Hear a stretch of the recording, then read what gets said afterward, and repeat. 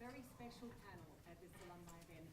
My name's Nairi Woods, and I'm Dean of the Blavatnik School of Government here at Oxford University, a university that you all know well and hopefully continue to love, perhaps even more than when you were here in some cases. I'll just start by saying that Natando Ndebele was due to be on this panel today and set out with full commitment to be here and has been blocked by a visa issue, not apparently a visa to Britain, but something to do with Canada. And I'm only saying that because in this country for the last 2 years, everybody just looks longingly at Canada and says, why can't we have a government that seems to be working? So anyway, but we're very, very sorry that she's not with us today. But we have with us 4 fantastic Rhodes scholars whose careers I have just watched in astonishment and admiration, who have been contributing in law, in politics, in finance, and in the private sector. And I thought it would be interesting today for us to ask each of the panelists to help us find a way forward in these very difficult times. So there's been quite a lot of discussion in different panels of this alumni event about the crisis of democracy, the crisis of capitalism. Why is it that so many people around the world feel that their governments don't represent them?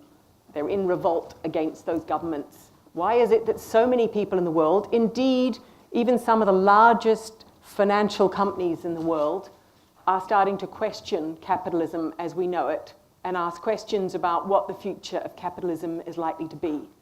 And I don't think I can think of 4 people that I would more want to listen to on some pathways back from that than the panel we have today. So I'm going to introduce each of them and have each of them give a comment. And I want to come to you in short order for questions after each of their comments and then after the comments so that we can then have a real conversation. I'm going to start by introducing to you Sylvia Burwell, who's sitting here on my left and was a student here at Oxford at the same time as me, and who I think Sylvia's record is in front of you. She has served in the White House. She has served as when Obamacare and the new Affordable Care Act had suffered a disastrous first implementation phase. There was one person that Washington, D.C. knew that they could call on to sort it out. You know, she's the same person. I remember 10 years ago, President Clinton saying to me, Sylvia is the person I would put in charge of anything. And she's sitting here with us today. She's run parts of the Gates Foundation. She's run parts of government. She's now president of American University. While she was at Oxford, and here's the fact that you don't know about Sylvia, and I didn't even know, and I was a student here at the same time. You're just too modest, because she is a champion of what? Of the quick step, beginner's category, in ballroom dancing. We should be in lame gowns and get a flash show of it, I think. But that was so during Sylvia's time at Oxford, one of the many things she picked up was the quick step. But so Sylvia, back to the serious issue. Can you share with us a reflection on what it is in democracy that we now need to try to get right?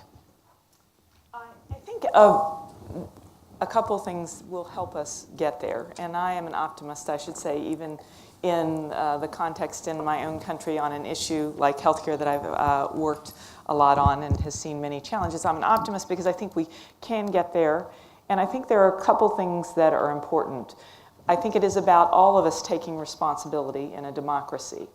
And I would say there are responsibilities of citizens and there are responsibilities of those that are governing. And I think with regard to the responsibilities of those governing, I think they have got to get to a place where you move beyond rhetoric and attach yourself to the substance. And I think that will make a very large difference. And I think it actually can happen, and it is also how it also relates to the public and the role of the public. So in the issue of the Affordable Care Act, I think it's fair to say last November, for those of us who had spent lots of time, Nancy Ann in the early days, myself a little later, when the election occurred, because there would be control of all three bodies in the US government by Republicans, that it would be repealed by January. But that has not been the case. We are not done, and October 1st will be a very important date for those of us who care deeply about it. So we do have another week, and it will be a hard week, but it hasn't happened to date because what happened in that period from November through the summer was that the American people actually started to speak out about the substance of what this was. It no longer was okay to just say, I oppose Obamacare or the Affordable Care Act. It actually became a conversation about how do you feel about pre-existing conditions and whether or not a nation like the United States should allow people to be kept out of health care because of that. It became a conversation about how do you feel about 23 million Americans coming off health care. And so when you attach to the substance, I believe you strengthen the democracy. And that came through to the political leaders and the government leaders. So I think there is attaching to substance and finding common ground. And I think it's possible and it can happen. I am not, we still have another week or so on this particular issue that will be an extremely important week. But I think that can happen. With regard to the role of the citizen, I think we just have to hold people accountable for the behavior we want as voters and as citizens. And that means telling people when they have done it right and telling people when they have done it wrong. And people like the people that are here today, people who have gone to Oxford and have a life, and I'm sure everyone here in terms of your career, it is about that pausing and making your voice heard in the democracy, because generally we're privileged enough to have our voice heard in ways that aren't one person, one vote, generally because of our positions, our education, those kinds of things. But making sure that as possible you use your voice to say, this is what I expect of those who govern, and when it's right or when it's wrong. Can I just follow up by asking you, when you talk about finding common ground, you've spent a lot of time in Washington, D.C., and it feels like there's two kinds of chasm. One is political, between Republicans and Democrats, who accuse each other of talking to the other side. That's become a kind of accusation. But the other is between all of them and the population at large. There seems to be a gap between the people, and the governing elite. So which gap is more important, or do we need to narrow both? And how you've seen them up close refusing to talk to each other. How would you begin to bridge that? So I'll start with the gap between the political sides, and then I'll go to the gap in the country, in the United States, and certainly one person's opinion, and in terms of what I'm about to reflect. But with regard to the issue of common ground, when I became Secretary of Health and Human Services, I set up a breakfast that was called the Common Ground Breakfast. And the rules of the breakfast at the Department of Health and Human Services, it's over $1 trillion annual budget.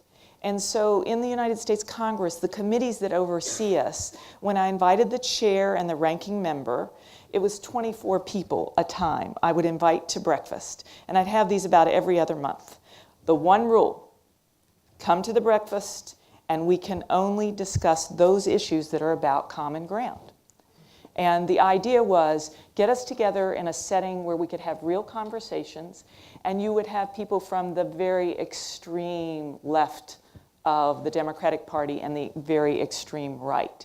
And we would sit around a table, and we would have breakfast, and we would talk about issues. And on those issues, whether it's investment in research, in the NIH, the National Institutes of Health, a bill called the 21st Century Cures came about. There was legislation on opioids. There was legislation on Ebola and Zika as well.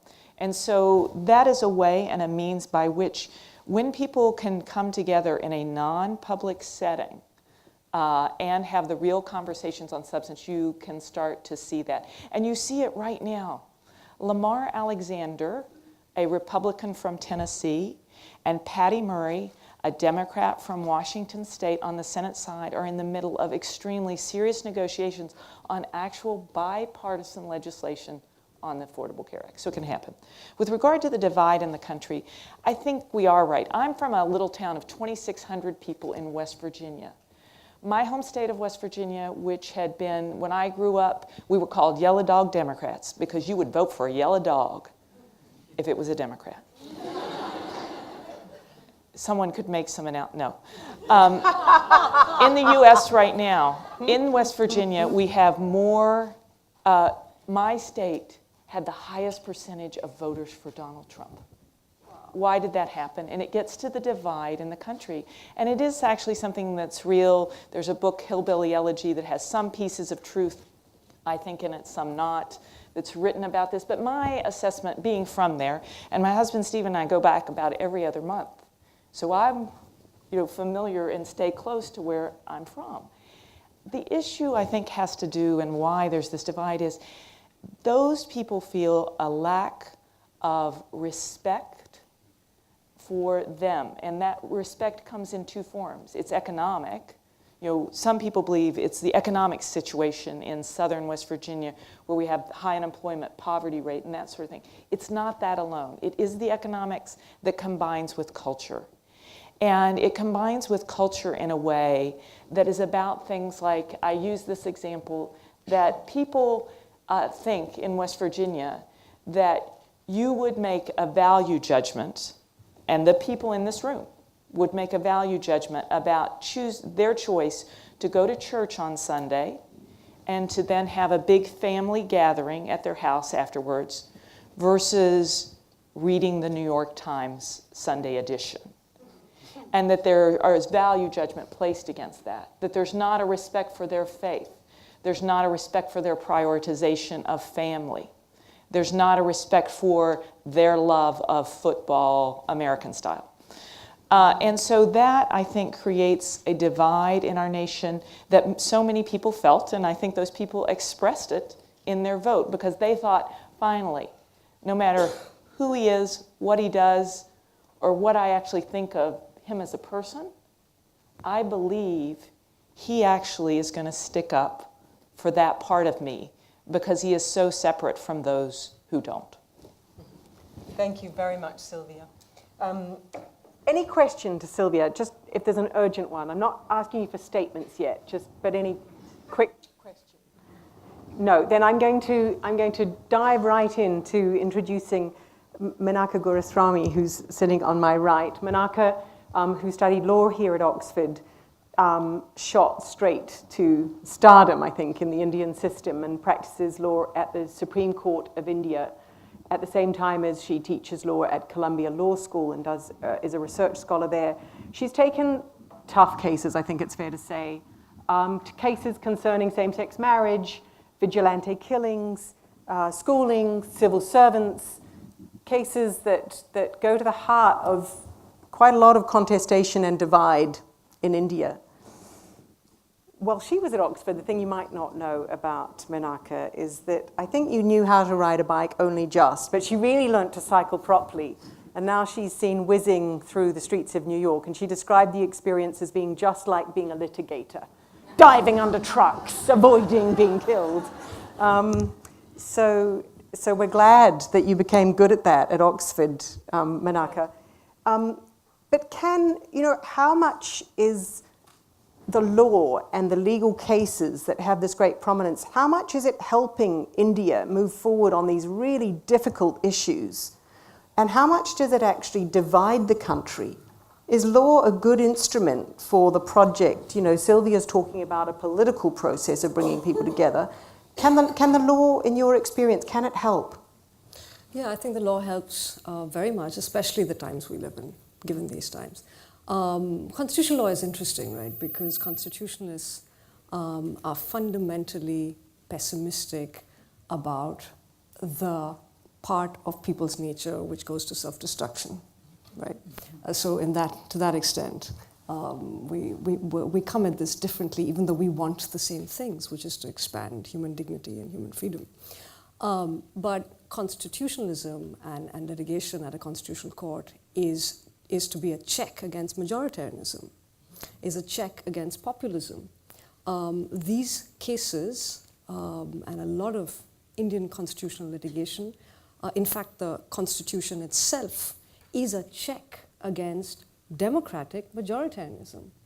It speaks for unpopular and popular minorities, and it speaks for the rights of people who've always been left out of the pie.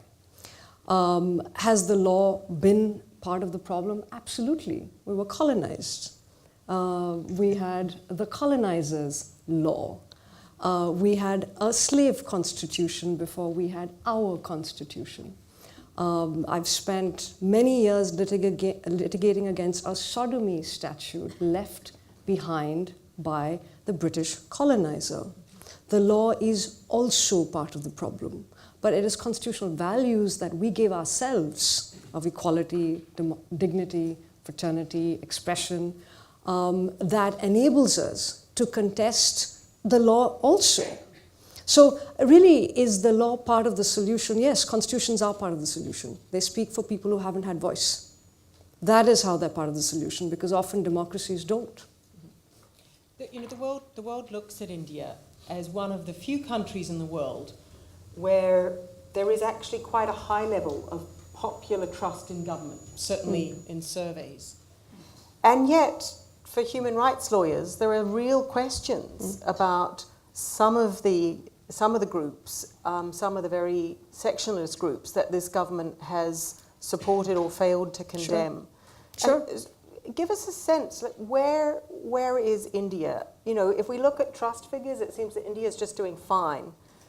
But if we look at the underlying, the divide that Sylvia talked about in the United States, is there a similar divide emerging in India? Absolutely. And that divide started well before Dean Woods, because you'll remember that it was our change of government that started this process of populism and nationalistic populism. So we have a Hindu nationalist government in place.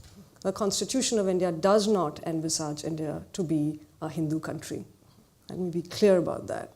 That this government does not condemn the lynching of Muslims, the killing of Dalits, is constitutionally and morally unacceptable.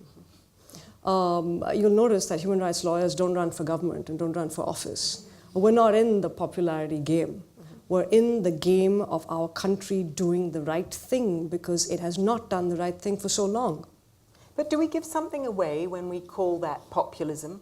I mean, representing the people is surely something that all politicians aspire to. And I wonder if we're giving too much away when we call sectionalist forces or Hindu nationalism or the far-right movement in certain countries, if we call them populist, aren't we giving too much away?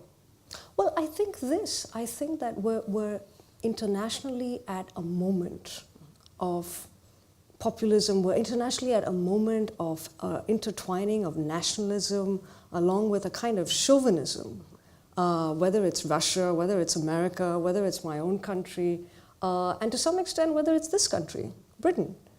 There is a moment that we are part of today, which is a moment which says that we want to repudiate the diversity in our nations. We want to turn away the immigrant. We want to tell the gay people and the Muslim people and all kinds of other people that you have a place in this country, but that place is not one of equals. So there is that moment coming together, and I think for all of us, for those of us who are interested, whether it's climate change or whether it's more equality, you have to ask yourselves, what am I doing to stem that? So there is a convergence right now politically. And I take your point, is it wrong to call it populism? Absolutely. You should call it the rise of the far right globally. Right. And finally, Menaka, so Sylvia described common ground breakfasts. Yeah. Okay, that's if you like, a political solution. Sure. So what is it from your experience that you think is part of ensuring India, as it were, gets on a track which supports what you describe as a constitutional India which respects minority rights? No, I completely agree with Sylvia. Firstly, I have to say I'm a fan of breakfast across the board. Hold on, she's a cyclist, you know, she needs them. I love breakfast. I especially love the hot-cooked breakfast because I think consensus making is easier when you have a hot-cooked breakfast as opposed to cold cereal, I'm just saying. Look, I think this ability to work across your political spectrum is incredibly important. And what has happened in each of our great democratic traditions of different countries is we're not working across the political spectrum anymore. The entrenched is deep. There's deep divisions in India. There is deep divisions in America. And arguably there is a deep division in Europe right now. The one country that I don't see that deep division in right now is Germany, because it's fostered a certain kind of memory culture. And we need to think about what we've done about that memory culture in our own countries. But the idea that we have to work across the political spectrum, we have to have those conversations, we have to build that dialogue is extremely important. And breakfast or lunch or dinner, what have you, or a drink at the pub, if you can convince your neighbor who doesn't agree with you, but you're willing to engage your neighbor and have that conversation without being patronizing, which is something that Sylvia also spoke to, without patronizing people who may be different from you. That's the key. Any question for Menaka? No, you've got to be thinking of it while we're doing it, because then we move on. Okay, so then let me move now to introduce Nancy Ann Deparle, because Nancy's gone from extraordinary success in the financial services sector into government, well, into advisory work in government, and then back to, you're now a founding partner of Consonance Capital Partners. While she was in Oxford, okay, you need to learn something that you wouldn't otherwise know about these brilliant panelists. But while she was in Oxford, she hosted a Thanksgiving dinner for American and other friends in Oxford, which, you know, some Americans and even non-Americans do. But what's interesting is Nancy explained to me it's probably the only Thanksgiving dinner that she's ever cooked herself and hosted. And the reason why I love that is because sometimes, for some of us, when we came to Oxford, we learned something about our own country. Suddenly we had to kind of present our own country, and you found yourself doing things which you thought were a bit naff when you were at home, just because, after all, nobody else knows about your own country. And it just reminded me, like the Thanksgiving, the sharing of food, of course, is becoming a big theme in this panel. But the sharing of food, the Thanksgiving dinner. No one said anyone got anything edible. Right. I don't see her here, but Jennifer Haverkamp was mine. There she is. There's the co-chef. She's the one who got cooked. Right. But We did do this together. don't worry, they're not in charge of dinner tonight. But Nancy Ann, you've been in the financial services sector. Many would attribute the revolt that we're living today to the financial crisis of 2008. Certainly in this country, bankers became persona non grata. You know, they crashed the economy. The narrative says they crashed the economy. They never showed enough contrition. We're all living with the consequences. And yet every single one of us relies on banking. And without banking, none of our enterprises could work. Banking's difficult and necessary, right? Making those judgment calls about where you allocate resources to and what's likely to be successful is difficult and necessary. So what's the road back for the financial services sector? You know, what's going to ensure that in 5 years' time, when you speak to a group of populists and you stand up and you say, I'm in the financial services industry, they don't immediately want to lynch you? This reminds me of trying to defend the United States in the Balliol JCR when I came here. So I'm not sure that I'll be up to it, and I wasn't then either. And I should say that what I do and what I think is a lot of fun is working with small to medium-sized businesses that are focused on trying to make healthcare more efficient or better for consumers, patients and providers. And that's a lot of fun, finding those businesses and helping them to grow and actually create new sectors, and that's fun. Our banking industry, I think, though, you're right, is not very popular at all. And when you look at it, it's a situation that's been building not just since the financial crisis in 2007 and 8, but really before that. It's hard not to go to a place like Memphis, Tennessee, which is in my home state, and see the blocks of homes that have been repossessed and the neighborhoods that have never come back, and hear the stories about certain banks, that are household names, who went in there and allowed people to get second mortgages and become way overextended. And you're hearing some of the things now that some of these banks have done, encouraged their employees to do to meet quotas, et cetera. It's hard not to feel a lot of anger towards them, and I think that anger and the income inequality that has also been growing over the past several decades is what has fueled. I don't know if it's fueled the rise of conservative politics or the right wing, but it certainly has fueled the anger that I think is part of what propelled our current president into office.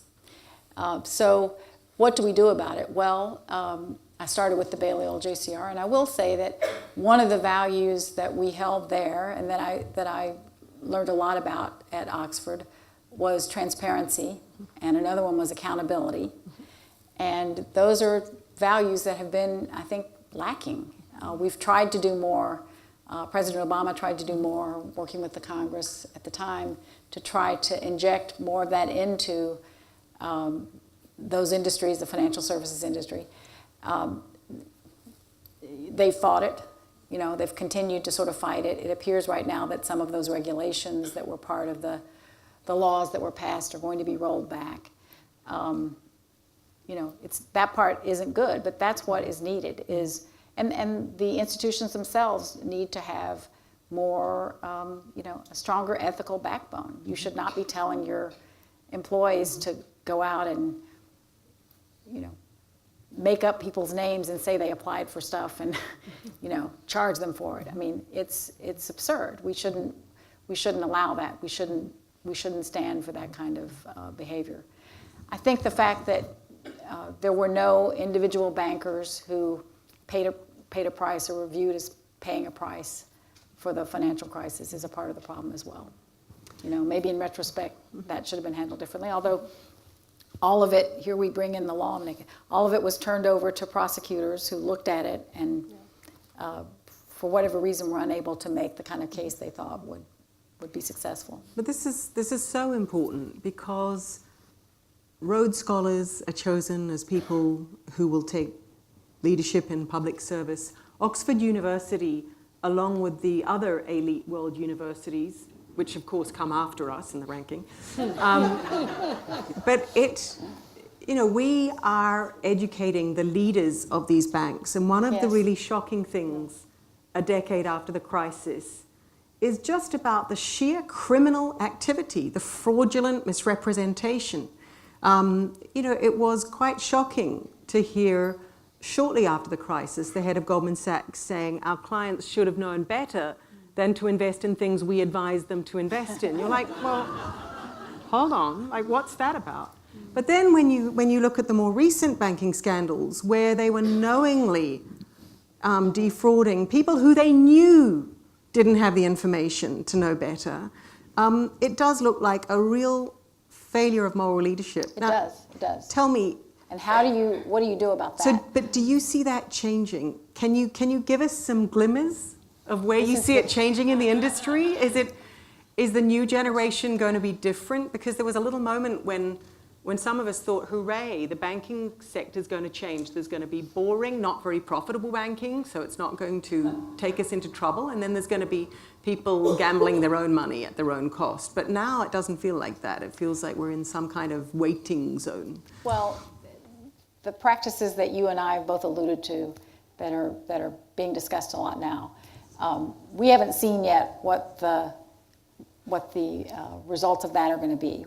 I assume there will be more prosecutions of bankers for those kinds of behavior. Unfortunately, it seems to take that to squelch some of the greed. I mean, I don't really know what else to call it because it's not. We all know right and wrong on on at least these are not complicated financial instruments, you know. This is fraud. So I wish I could give you more hope here. I'm feeling like this is becoming depressing. So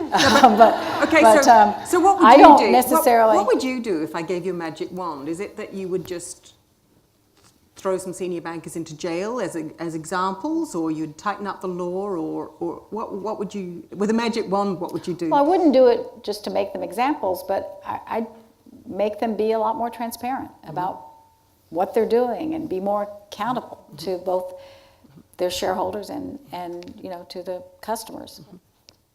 Thank you. And I suppose that would take both the legal system and the legislature and the popular will, but it needs to happen. Thank you, Nancy Ann. Is there any question for Nancy Ann? No, I know why, because you're just dying to listen to each next speaker, which is just terrific. Because next I'd like to introduce Jennifer Robinson. Jennifer is one of the most powerful, effective human rights lawyers in this country. And what you might not know about Jennifer is that she played touch rugby at Oxford. Indeed, she almost won a rugby scholarship until she thought that she didn't want to have every bone in her face broken. But I reckon the touch rugby accounts for some of the success she's had in human rights law in London. But Jennifer, I was really interested to read about your latest venture, Disruptive Narrative, and the idea that you want to use film to capture the narratives of those who have been left behind.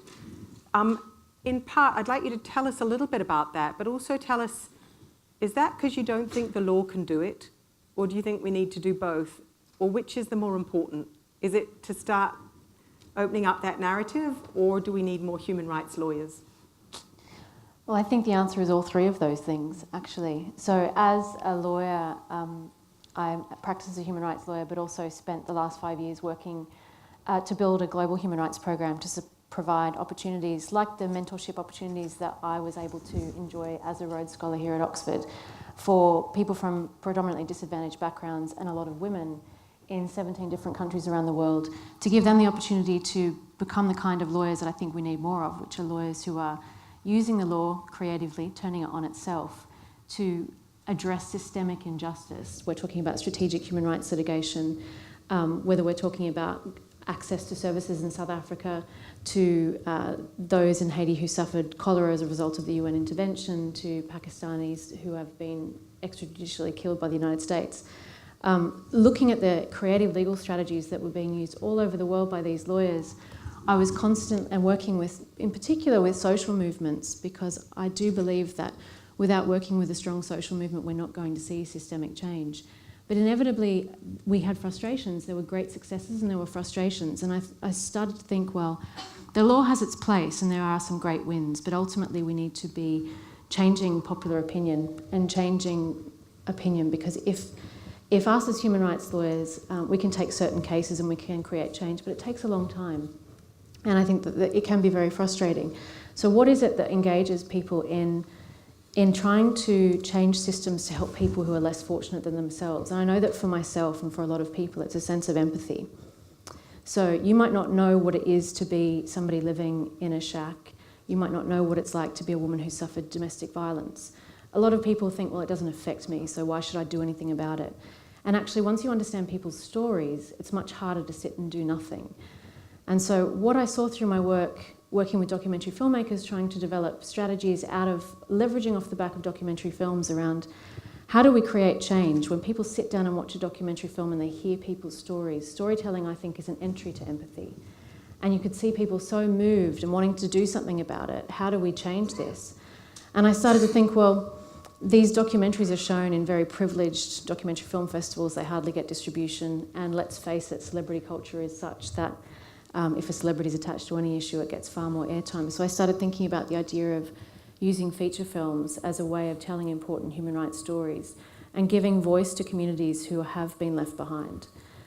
So whether we're talking about, because often for human rights problems, and I think Menaka would probably speak to this as well, systemic injustice can only be fixed by greater policy solutions and policy change. So we can take one case and we might change it even for a class of litigants. I'm proud to say this year, working with colleagues in chambers here, we successfully challenged the cut to benefits for single mothers with small children. And that saved, it's estimated, 6,000 children from going into poverty. But these cases are quite rare, and all it takes is an act of parliament to change that. But how do we create sufficient public pressure around the need to change that? And I think it's about changing narratives. Can I ask you, I read, and it might be one of those pieces of academic research that just doesn't resemble real life, but it intrigued me. It was a piece of research that said that stories of injustice, it's true that they make people go, oh, that's terrible, but they have a sip of tea and they move on.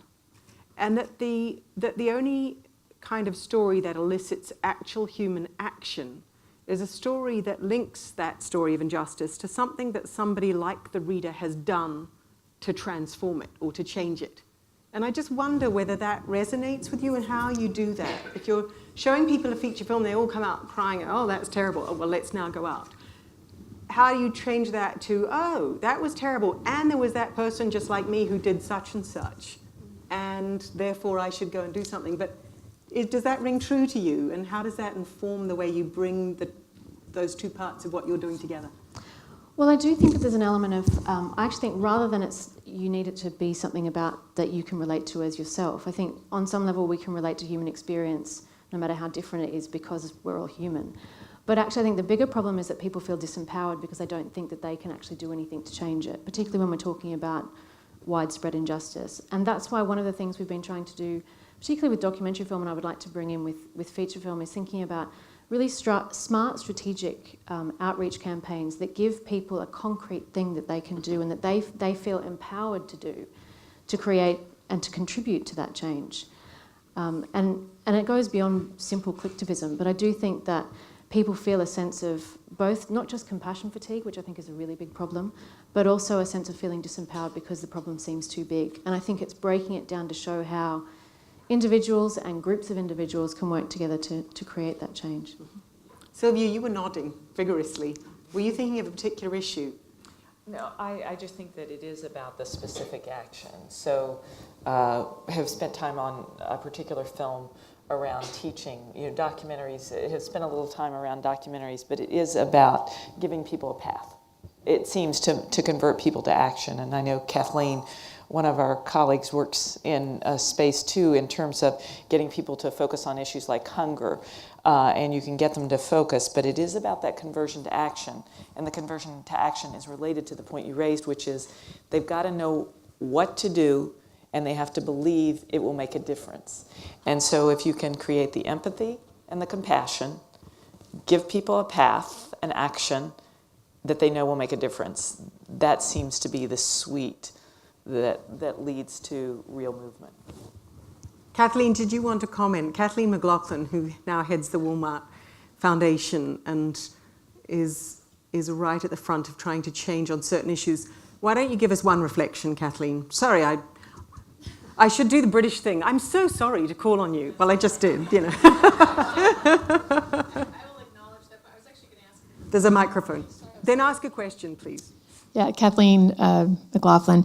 Yeah, that's true. And it's actually hard today with the fragmentation of media to break through to people. So if you can break through to them, then yeah, how do you convert that moment of engagement into action? And what you said, I couldn't agree more.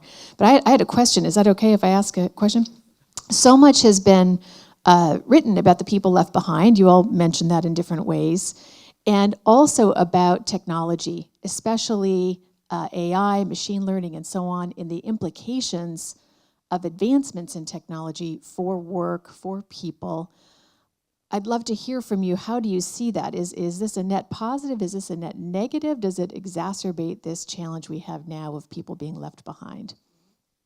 Great. So I'm going to ask the panelists what each of them hopes technology might help us do and what they're most afraid it might do. But why don't we give them 30 seconds to think about that, and I'll take one more question just to load them up.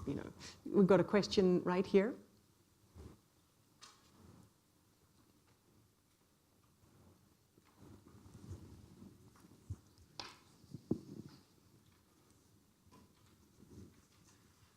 There was an analysis just a couple of weeks ago, and I'll have to think about where I saw it, but they sort of traced the current sense of disharmony, certainly in the US, from the time of the Take Back Wall Street effort, and apparently that was utilized by RT, which is Russia Today, to engage around certain conversations, which then helped Breitbart and hence resulted in sort of this antipathy towards all things institutional.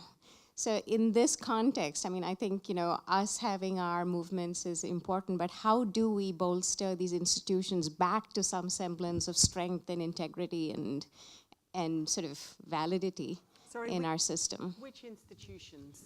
All our institutions, whether it's banking or our politics, our But you mentioned judicial Breitbart, systems. so maybe the media is... And the is media, not and the right. media. Great, thank you. Any other questions? Was there another one in... Okay, so, that was inefficient. You've got a microphone over here. If you could pass it to the lady with a coffee cup in front of her, which is probably illegal, by the way. Thank you. So my question is directed towards Menaka. I was thinking about what you said about the rise of the far right. I mean, not just in India, but globally.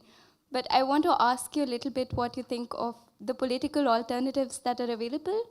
Because I think at least in India, neither the Congress and maybe even more so the Communist Party have not captured the national imagination in the same way. And there was a moment in time where it felt like maybe the regional political parties would offer some kind of solution. So I'm from UP, and I was so sure with the last election that Mayawati would come and she would smash the Savarna patriarchy, and well, that didn't happen quite evidently. So going forward, just what do you think the political alternatives available to us are?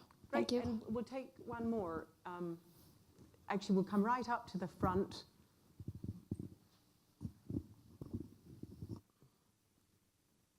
In the interest of diversity, we'll let one man ask a question.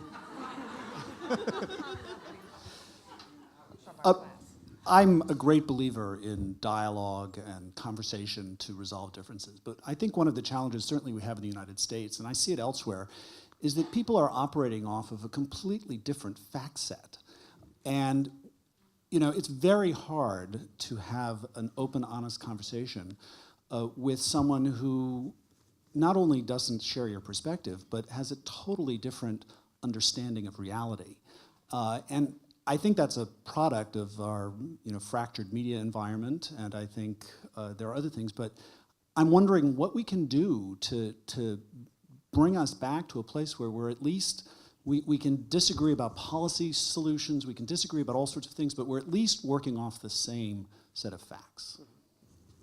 Thank you. And I'm sure lots of you have read the, I thought, very brilliant essay by an African-American poet in the Washington Post who went undercover into the white supremacist kind of internet space and writes with tremendous poise about how they have the same fact set. I thought it was an extraordinary kind of essay about that. Let me come then to each panelist for a closing comment on, so we've got 4 issues that have been put to us.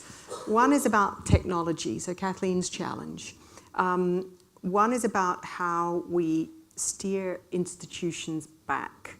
That's a pretty big question, so perhaps if you've got a thought on one institution.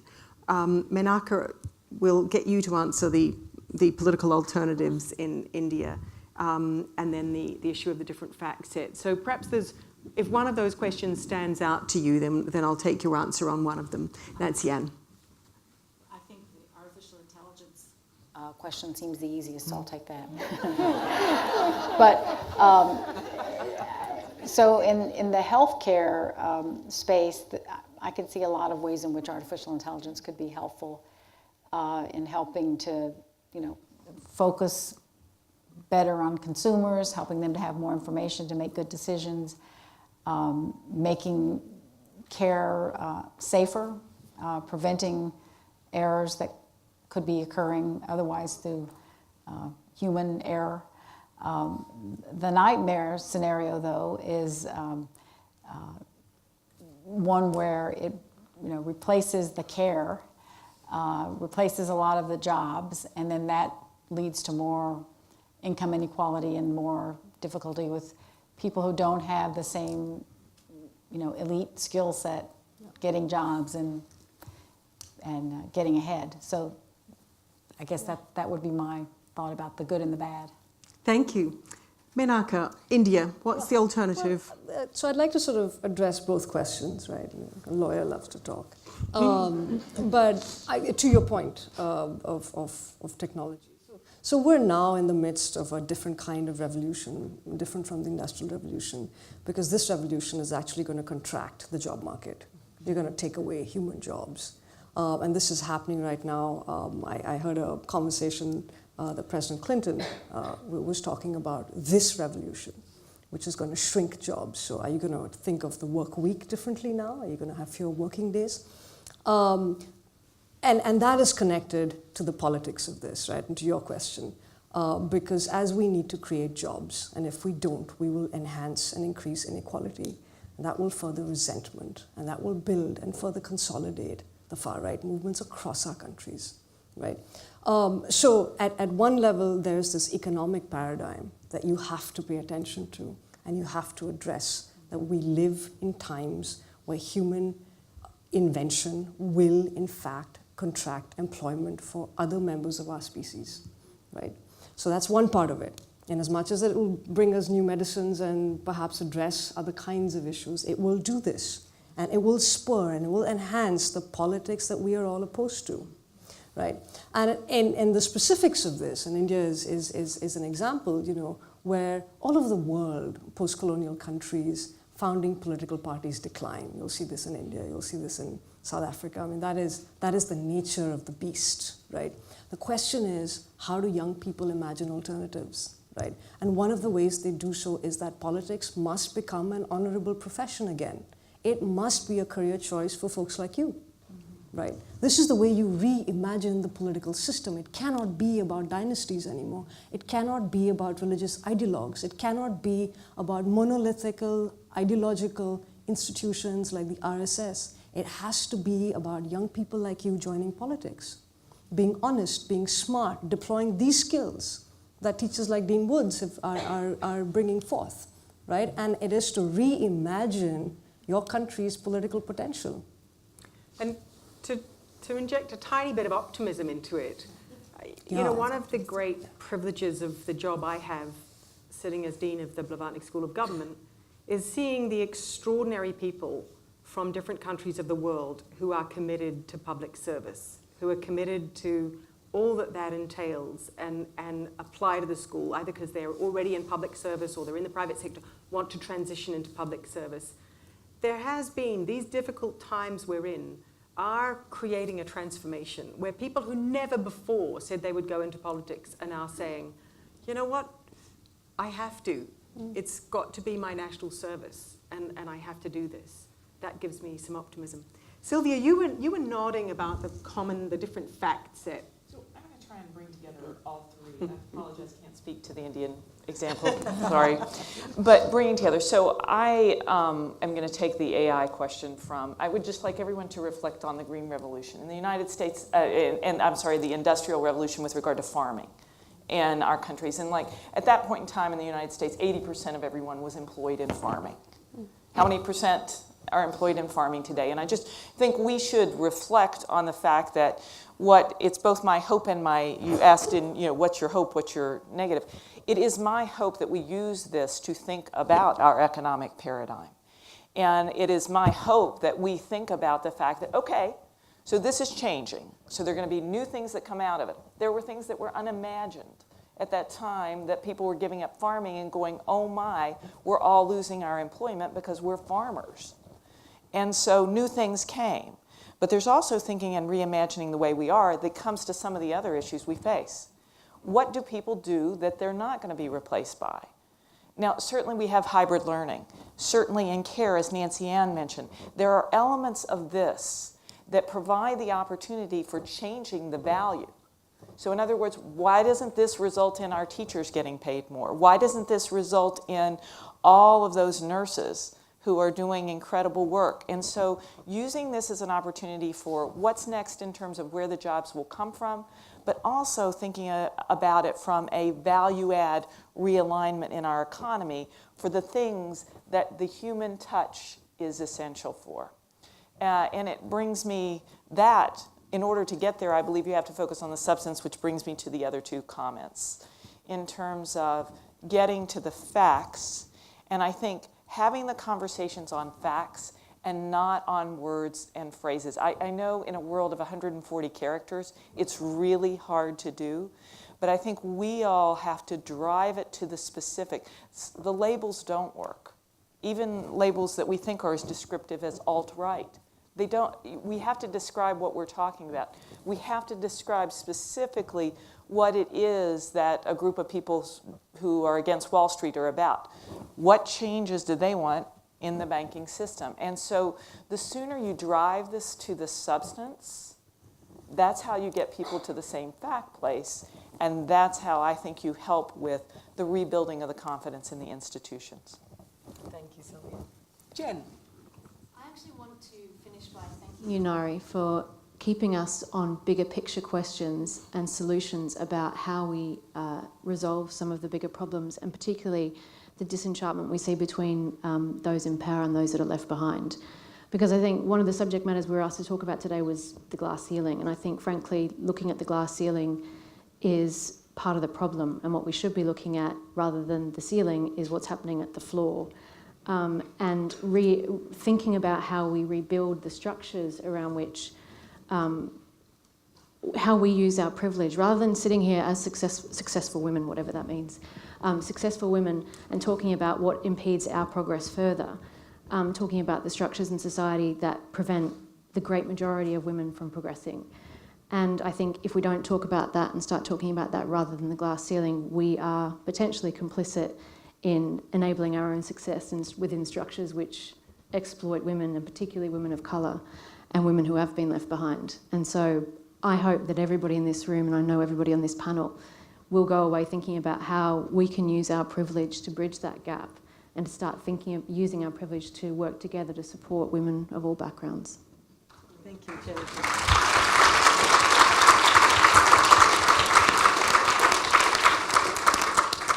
So before closing, I do want first to give a tribute to the role that Rhodes Scholarships play in bringing people from all around the world to Oxford University. This university is an extraordinary place, and the longer I've worked in it and lived in Britain, the more astonished I am at the complacency and sometimes hostility that Britain has towards this extraordinary institution, which brings people from all around the world and permits us to experience, to learn from Brits, to teach Brits as well, at the highest levels of excellence and in a very global way. And Oxford's been doing that for a long time. I think, and they can correct me if I'm wrong, but I suspect that not one of the five of us would have come to Oxford if we hadn't won a Rhodes Scholarship to come here. And I suspect that every one of the five of us would say that winning a Rhodes and coming to Oxford University transformed our ability to bring about change. And so it's a very special thing. The other thing I wanted to say before we close and thank our panelists is that one of the themes that comes out from this discussion today is how important the quality, the moral quality, the emotional intelligence and empathy of leaders in the private sector and in the public sector is. And we're very privileged in Oxford, in the whole of Oxford, as well as in the Rhodes community, to have in the warden of Rhodes House, in Charles Conn, somebody who has spent the last few years absolutely dedicated to thinking about how to improve leadership in the private sector, in the public sector, and how to ensure that every Rhodes Scholar comes to Oxford not just as an entitlement and leaves with more gold braiding on their shoulder, but uses the opportunity, that feeling of being lost in these quads with Latin names all around them, as a learning springboard to think about humble leadership, to think about learning about others, to think about bridging divides. And so before we thank our panelists, I would just love to lead a vote of real recognition and thanks to Charles Conn for doing that, not just for the Rhodes community, but engaging people across Oxford in that project. So thank you, Charles.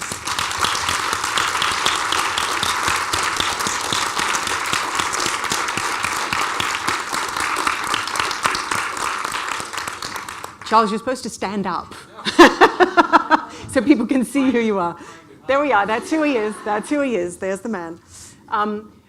Now let me turn, though, to a vote of thanks to Nancy Ann Deparle, to Menaka Guruswami, to Sylvia Mathews Burley, and to Jennifer Robinson for just a wonderful set of reflections. I hope you go away with thoughts and some optimism, not just based on what they've had to say, but based on the fact that they're people who are doing as well.